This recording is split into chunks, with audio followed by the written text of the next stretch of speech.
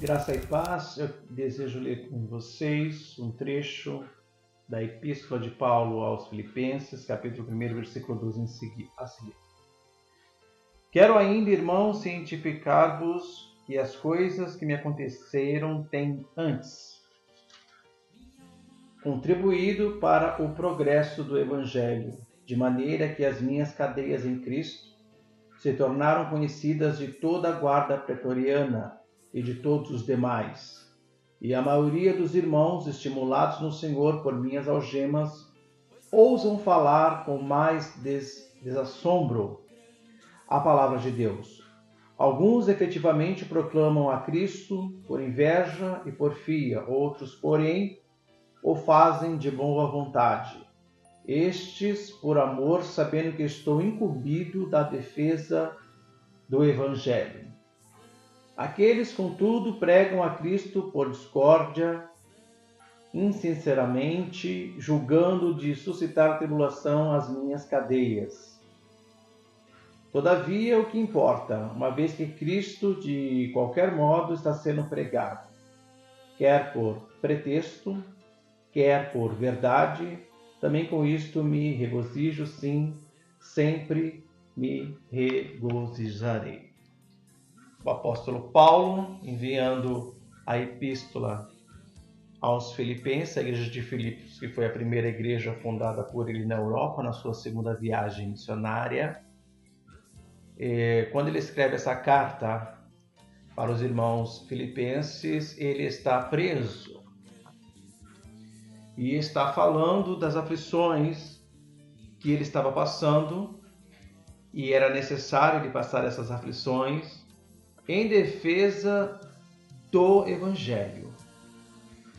Então veja que para ser um pregador e ser intitulado um apóstolo, um pastor, um presbítero, seja lá o que for, às vezes as coisas não vão de acordo com o que pensamos, com o que imaginamos, com o que vemos até nesses últimos dias que antecedem a volta do Salvador. Muitos querendo ser pregador ou pregadores do Evangelho, querendo títulos, posições, mas não querem pagar o preço da renúncia, não querem pagar o preço da obediência, não querem pagar o preço do sacrifício.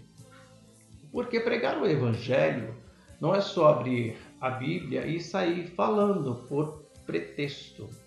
O Evangelho de quem quer pregar de boa vontade, como nós falamos no outro vídeo, aquele que deseja boa coisa, deseja ser um obreiro na obra de Deus, ele o faz com afinco, ele faz com verdade, ele o faz de maneira verdadeira, a ponto de, se ele tiver que dar sua vida pelo Evangelho, como diz Paulo, que estava preso pela defesa do Evangelho, ele faz, ele o fará. Quem faz isso de maneira verdadeira. E como eu disse, por que não é fácil? Porque você está entrando num território, numa seara que é o mundo, na qual existe um inimigo feroz, um inimigo que nós conhecemos muito bem, que não vai deixar barato, queridos. De maneira nenhuma, hipótese alguma. Ele vai contra-atacar. Ele vai reagir. Ele não vai ficar assistindo simplesmente você pregando o Evangelho, retirando algumas almas do seu poderio e deixar por isso mesmo, de maneira nenhuma. Ele vai levantar alguém para te perturbar, ele vai levantar uma doença para te acometer, enfim, ele vai fazer mil e uma coisas para te fazer desistir. Mas aquele que vai pregar o Evangelho com verdade, ele faz. Ele continua por defesa e por amor do Evangelho. Ainda que muitos, como aconteceu na igreja primitiva e ainda hoje acontece em muitos lugares do mundo, percam sua vida por causa do Evangelho. Mas irmão, sim, percam sua vida por causa do Evangelho. Vocês vejam aqui no próprio capítulo 2, versículo 25 em diante, está escrito: julguei todavia necessário mandar até vós Epafrodito, por um lado, meu irmão, cooperador, companheiro de lutas, e por outro, vosso mensageiro e vosso auxiliar nas minhas necessidades, visto que ele tinha saudade de vós e estava angustiado porque ouvistes que adoeceu.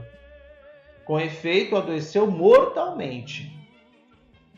Deus, porém, se compadeceu dele, e não somente dele, mas também de mim, para que não tivesse tristeza sobre tristeza. E é através de Epafrodito que Paulo manda essa carta aos irmãos, para os irmãos filipenses.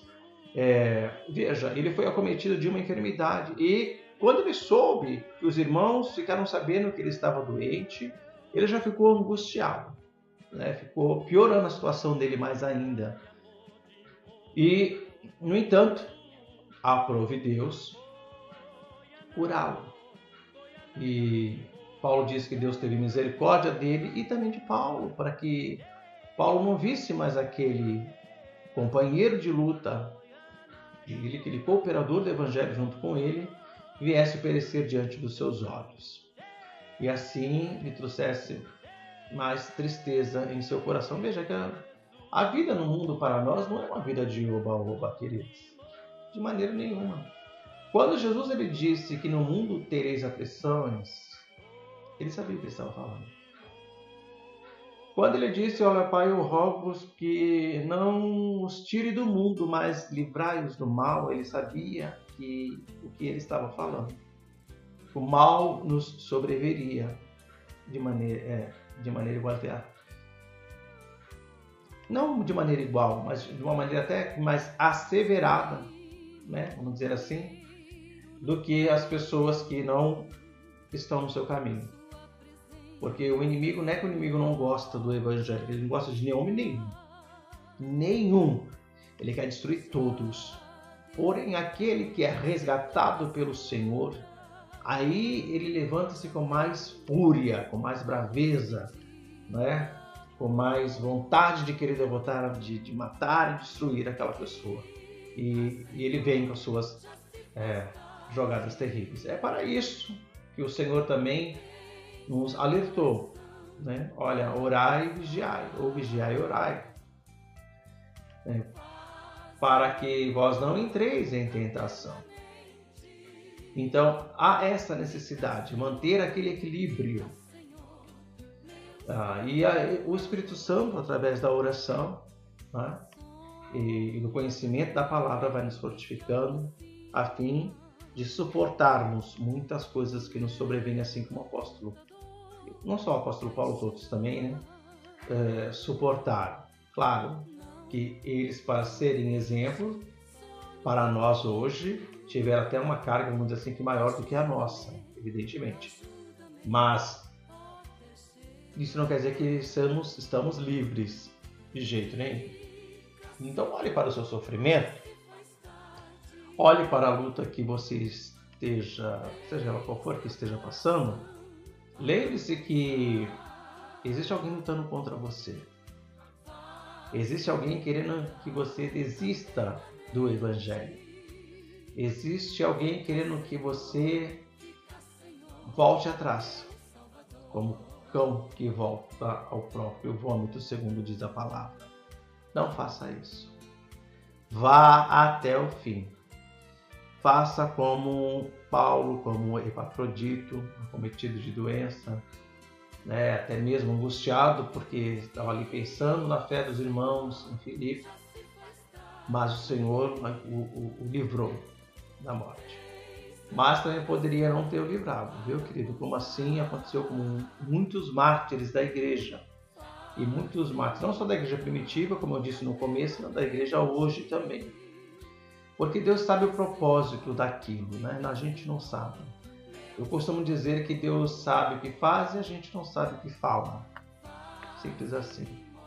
Então, siga firme, constante, sempre abundante nesta obra que te foi confiada, neste caminho que te foi proposto pelo Senhor. Faça isso.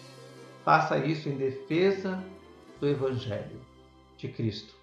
E você será, com certeza, por esse mesmo Cristo, recompensado com a coroa da justiça.